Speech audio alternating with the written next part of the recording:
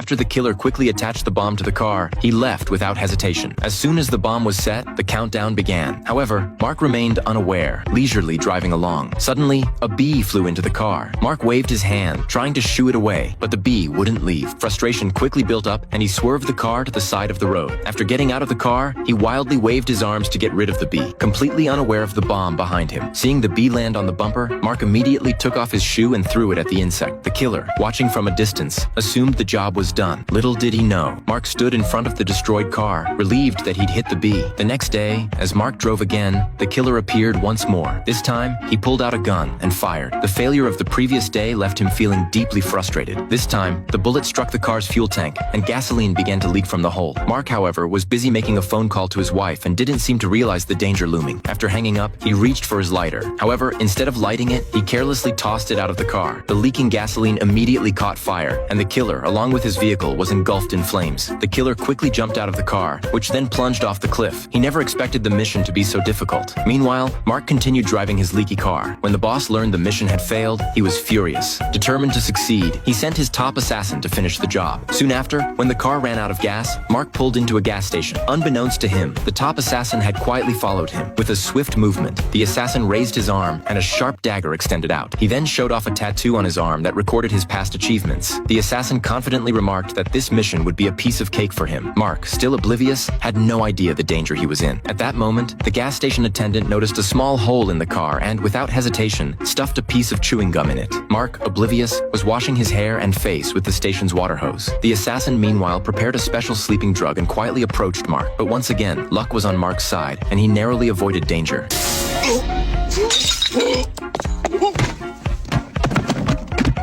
Hours later, the assassin woke up, only to accidentally trigger the mechanism in his dagger. The top assassin died right there. Realizing that the mission had failed once more, the killer boss understood the gravity of the situation. He decided to take matters into his own hands. He secretly infiltrated Mark's home. When Mark and his family returned, the boss suddenly stepped out from behind the door. This time, he was confident that nothing could go wrong. He pointed a gun at Mark and his wife. Terrified, Mark and his wife were silent. Just at this critical moment, due to copyright issues, the movie's introduction ends here. The name of the movie is The Stupids.